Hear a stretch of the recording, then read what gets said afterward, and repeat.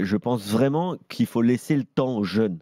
Et que ce soit pour Ryan Cherki, mais même pour Zaïre Emery, alors que ça se passe plutôt bien pour lui, il faut leur laisser le temps de maturer, comme on dit dans les formations. En tout cas, d'acquérir de la maturité, qu'elle soit sportive, mais bien sûr qu'elle soit, et ça Lionel qui a plus d'expérience le sait, qu'elle soit psychologique. Voilà. Je répète cette stat. J'ai lu une étude sérieuse, hein, scientifique, disant que le cerveau humain est mature à 25 ans. Donc ça veut dire que quand tu lances un mec à 16 ans, 17 ans, 18 ans, il a encore 6, 7, 8 ans avant d'atteindre sa maturité d'homme, tu vois, ou de femme pour les joueuses, même si c'est un peu plus particulier pour le foot féminin. Mais aujourd'hui, moi, pourquoi j'adore Akliouche? Parce que je trouve qu'il a la trajectoire parfaite. C'est-à-dire Tu que veux dire qu'Mbappé peut être mature bientôt? Non, pardon. Non, mais après Mbappé, c'est des mecs qui vivent une vie tellement différente de la nôtre que franchement. Non, mais là, Mais Akliouche, ce que j'aime, c'est qu'il a. Et Ben Seguir, c'est un peu la même chose. Akliouche, il a pris Akliouche, son temps. 22 ans, il aura 23 ans en février. Voilà, mais c'est énorme dans le foot aujourd'hui. Ouais. C'est considéré comme un jeune. Il y a plein de gens qui pensent qu'Akliouche, il a 19 ans comme les autres, en fait. Alors qu'Akliouche, il a la maturité d'un joueur de 22, 23 ans. Oui, mais là, Kevin, là, tu le mets en avant parce que ça va dans ton sens. Mais il y a énormément beaucoup de joueurs plus jeunes. Cite-moi les joueurs. Là, vas-y, je te laisse une minute. Cite-moi les joueurs de moins de 19 ans qui ont performé sur la régularité entre 17 et 20 ans en championnat de France sur les 10 dernières années. Ah, parce que j'allais te dire, t'es un petit espagnol quand même. Il est pas mal. Oui, non, mais voilà, il y en a plusieurs. Il y a Bellingham. Je parle du. Non, mais t'as tout le temps l'exception. Il a raison, Kevin. Toujours une exception. T'as tout le temps l'exception qui va confirmer la règle. Mais Zaïre Emery, pendant 6 mois, il était aux abonnés absents. Hein. Là, il ressort un peu la tête de l'eau. Mais c'est normal parce que les jeunes comme ça, après, tu peux pas. Moi, je me souviens de Kamavinga. On disait Kamavinga à Lens, on disait oh là là, ça va être extraordinaire et tout. Et puis tout d'un coup. À Rennes, pardon. Et puis tout d'un coup, quand Rennes s'est mis à perdre un petit peu son football, et ben on a dit ah ouais, bah Kamavinga il est pas si bon que ça, machin. Mais tu peux pas demander lorsque ton équipe est moins bonne aux jeunes d'être tout le temps au même niveau. Au contraire, c'est là qu'il faut les accompagner. Ce que dit Kevin, il a parfaitement raison. C'est-à-dire qu'il faut les mettre, bien évidemment, parce que plus tu les mets, s'ils ont la capacité physique et mentale d'y aller. De temps en temps à très très haut niveau et technique, il n'y a pas de souci, il faut les mettre. Mais attention à pas trop demander parce que plus tu vas les mettre, plus ils vont avoir envie d'y aller. Mais il faut garder un petit peu, leur en laisser un petit peu sous le pied parce que sinon, si tu les mets titulaires et que tu leur dis maintenant c'est tout juste, c'est à peine si on leur met pas le brassard, là tu peux les tuer parce que la tâche est trop importante et là c'est la pression, les réseaux sociaux, l'entourage, les médias. Aujourd'hui, ce que vivent les joueurs, ça n'a plus rien à voir avec ce qui était dans les années 2000. Donc c'est très très difficile à digérer. Et pour en revenir sportivement à Akliouche et même à Ben Seguir qui est un peu plus jeune. Seguir, 19. Ouais, voilà. 19 ans. Mais je les trouve justes en fait. Ben Seguir, il fait un peu plus de grillerie, mais c'est quand même juste. Et Akliouche, il fait toujours le geste juste.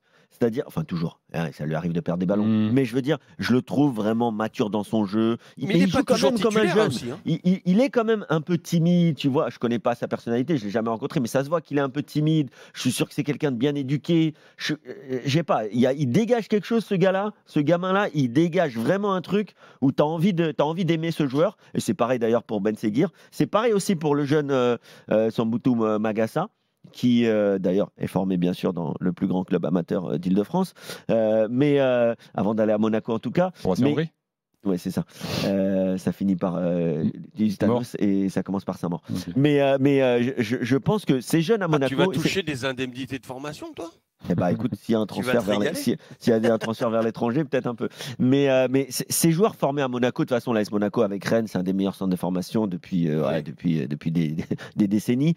Mais ils arrivent quand même à avoir des bons joueurs de foot, mais aussi des gars quand même qui, sur le terrain, ont une certaine maturité. Je ne sais pas ce qu'ils font exactement. Et tu sais pourquoi Turbie, aussi, mais Kevin? c'est fort. Parce que si on regarde plus loin, et notamment les Rennais le font beaucoup, tous les clubs ne le font pas. Certains clubs font l'erreur de sortir ces mecs-là qui ont 18, 19 ans, de les mettre, ils les sortent des U19 pour les mettre en Ligue 1 directement. C'est arrivé. Ils ont la Pro 2 aussi. C'est catastrophique. Par contre, lorsque ces joueurs-là ont été incorporés, et notamment à Rennes et tout ça. C'est beaucoup de jeunes qui jouent en équipe réserve. Ils sont déjà confrontés à avoir des vrais duels, des duels de mecs, parce que les impacts sont pas les mêmes. Le football, ça va quand même plus vite que quand tu joues dans ta catégorie d'âge.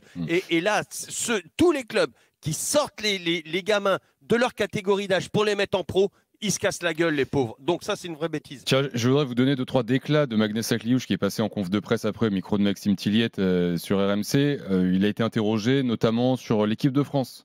On lui a demandé s'il était déçu de ne pas être en bleu. Il dit non, je vais où on me dit, je continue à bosser tous les jours. On lui demande s'il est loin du niveau international. Il dit je ne sais pas, je vais juste répéter les performances pour continuer sur cette dynamique. Et lorsqu'on lui demande s'il est en contact avec Deschamps, il répond non, pas du tout. Akliouche en bleu, ça devrait arriver bientôt, vous pensez? Non, mais moi je vais partir du principe que à l'époque de la génération de Lionel 2000, enfin 90-2000, les joueurs arrivaient en équipe de France à 23, 24 ans souvent. À part Thierry Henry, Trezeguet qui étaient des ovnis. Mais la formation n'était pas la même non plus. Ouais, mais il faut lui laisser le temps. Le football, il a changé.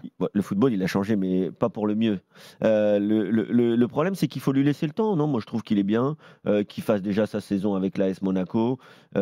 Pourquoi pas s'il continue d'être performe performant à l'international aussi. Exactement. Qu'il fasse une bonne saison en Ligue des Champions. On sait que pour Didier Deschamps, c'est important. Et puis, pourquoi pas en mars ou en juin, le voir débarquer. Mais c'est pas urgent. Monaco qui affrontera Benfica mercredi en Ligue des Champions. Urgent, même si on a besoin de joueurs techniques quand même. Oui. Et la semaine prochaine, Marseille-Monaco. Pas urgent pour lui, mais pour nous. En Ligue 1, ce sera le match du dimanche soir. Je voudrais qu'on s'arrête un peu, non, je t'en prie, sur Brest.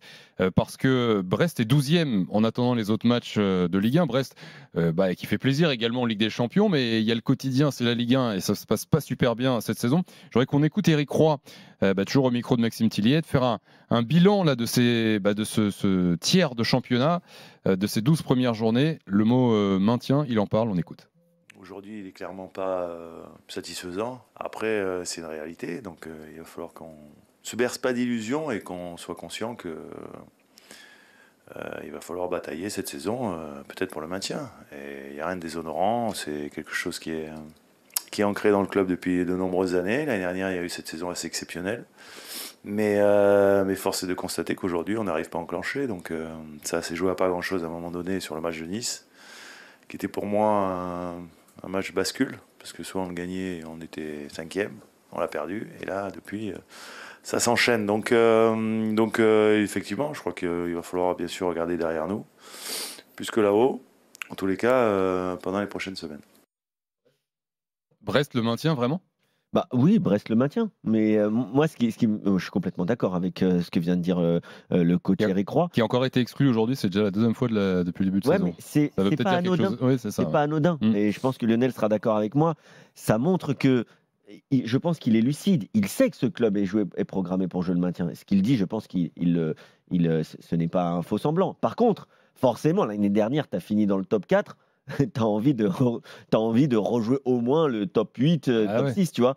Et en plus, ce qu'ils font en Coupe d'Europe, et en fait, c'est l'inverse du Paris Saint-Germain.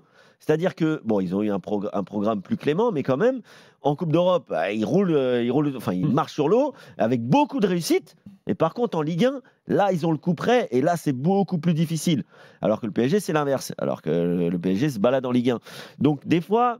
La vérité d'aujourd'hui, c'est pas celle de demain et inversement parce que aujourd'hui, attention quand même, parce que là, Lesmelou vient de se blesser. Exactement.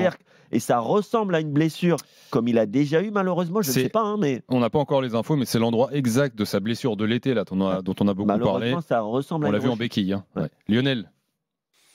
Eh ben, ce que fait, je suis entièrement d'accord avec Kevin. Ce que font les Brestois en Coupe d'Europe, moi j'attends que le PSG fasse exactement la même chose. C'est-à-dire que en mode Coupe d'Europe, les Brestois, ils ont le cerveau qui va complètement, ils font un reset et là ils mettent tous les curseurs à 200%. Tous les curseurs, c'est la chose. Tu vois, ça répond un petit peu à ta question. Comment ils vont faire en Ligue 1 ?